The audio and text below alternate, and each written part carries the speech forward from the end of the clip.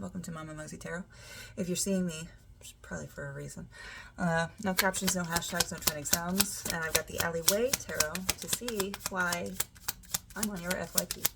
So, what do you need to know? So, the Nine of Swords. So, the Nine of Swords is worry, anxiety, grief, pain, hurt. So it seems like you're suffering some sort of something. And it's not, with the Eight of Swords, it's kind of more just a you thing, but with the Nine of Swords, it's real worries getting in there and kind of fucking up your head. So you've got to approach it from a different angle, though. With the Ace of Swords, the Ace of Swords is thinking about it differently. Like, you have all of this, you've gone through all of these experiences, and you have all of this pain, but what did it teach you? You have to turn that frown upside down. And I fucking hate to say it because I know it's not that easy.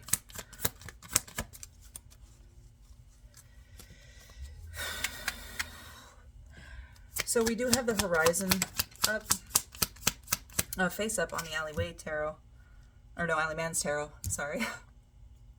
But right now, it's not the time to get, oh, it's black and white. This is a black and white situation. I'm hurt and it's bad. I'm not hurt and it's good. This, you have to think of it in terms of like, and not, you don't have to, but it might be easier for you to change your mentality about it if you look at the fact that you've gotten through all of that hurt and pain. So we just had something come out and cross the devil, and it's Aries. It's hyperfixation. Aries, this Aries card is a card of hyperfixation. Focusing too much on something, and I think you're focusing too much on the way it fell across the devil. Focusing too much on you and how you were hurt. Now, I know the Eight of Swords didn't come out, and that's the card of your own mental imprisonment, but I think you're using real pain, and you're not healing it. Because that always gives you that little bit of anger to draw on to get shit done when you want to get shit done. But that prevents you from healing it and moving forward and changing a little bit for the better.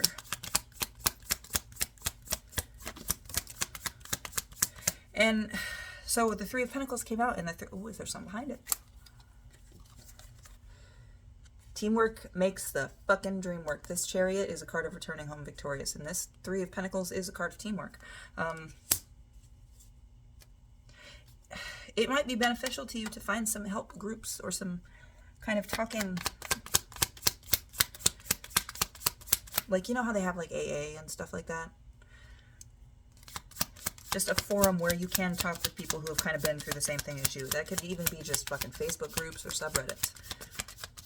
But it's knowing that you're not alone and that you have people that can help if you so choose to take that route. But I do see, because we have Sovereignty up on, we have Sovereignty and the Heart here, followed by Everfire. It's like it's calling you, it's telling you, and as soon as you are ready, this has to be your choice and your choice alone. You can't do it for any other reason other than you want to share this part of yourself. The Heart is a card of the stories that we carry with us, not because they're burdens, not because they're painful necessarily, not because we've been saddled with them, but because we claim them as ours, all right? And then we have the Everfire here, which is a classic card of storytelling. And it's like you once you open up, you will be unstuck, because right now you're fucked. You're in space and everything's fucked. That's a card of kind of being in a loop over and over and over and over again, and running the same fucking hallways and encountering the same thing, but not changing any aspect of how you do anything. A little bit of insanity, right? But things will look different in the light of day if you can manage this change, and Lord knows what you're going to change into, or necessarily how this change is even going to be accomplished for some of you. Not necessarily how this change is going to be accomplished for some of you. Giuseppe is a wild card where you can pick 3 cards if you want that more detailed information, but I do take that to mean that this is going to be different for every single one of you, what you guys all change into upon making this sort of change in perspective happen, okay? Things look different in the light of day. So, what's going to be the first step you need to take to do that? It's usually what I like to ask. What's your first step?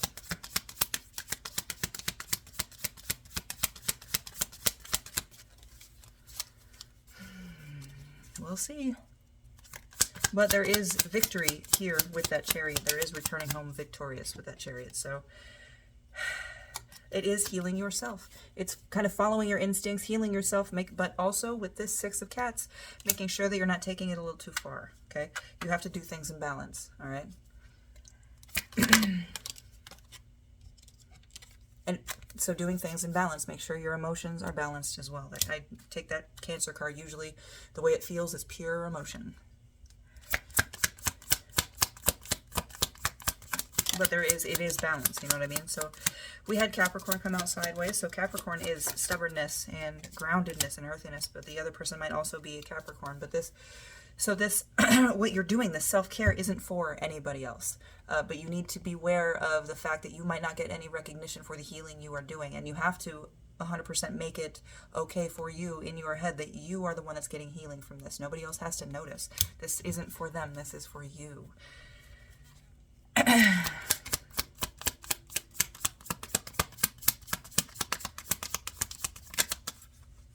So that first step is kind of not really giving a fuck about what other people think about your healing.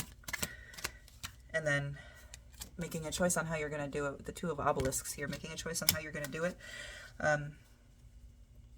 Because it is going to be a very big task, and that's also an understanding you need to have here when you decide to make this choice of how you are going to heal yourself. Understand that it's going to take a lot, respectively, to get this done, and that you don't want to necessarily, with the Queen of Flytraps here,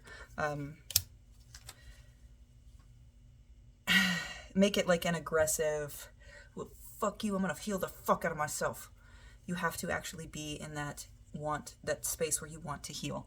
And you don't want to heal just so you can prove to others how much you don't have to deal with their hurt anymore. You know what I mean? The pain doesn't bother you anymore. That's not necessarily healing, because that's still putting your energy and your focus on that person who doesn't deserve it anymore. Okay? We get another card of choice. Two of Cups. I would say, with that Two of Cups coming out,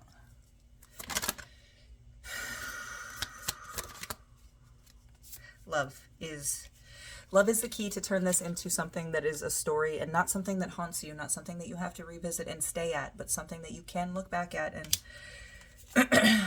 use it as a reason to, care for yourself and make sure that you're not overextending yourself or allowing the same type of boundary intrusions, if you will. I'm gonna go through this last hand. Did you fucking see that? It landed. Justice. You have got to be balanced, aware, and ready for justice. Be relaxed and know that justice does belong to you. Once you know that justice belongs to you, it will make those quick reaction things a little bit easier for you to naturally react to. And for you to respond to with the quickness. If nothing else comes out, I'm going to check the bottom of the deck energy. 8:08 on the timer as I look. The Cauldron, Queen of Cups. This is magic. This is working. This is a little bit of manifestation, but I think beyond that it's... Because the Cauldron is the Queen of Cups, right? You see at the bottom down there it says the Queen of Cups, but this is that intuition of the Queen of Cups, right? Real Pisces vibe to it for me. Trust your intuition. Like I was saying, you have to know that justice belongs to you. You have to feel it and know it in your bones that justice belongs to you, because you did not, you no longer deserve to carry the weight of those swords, the cuts that you still have. You know what I mean? Stop picking them open, though.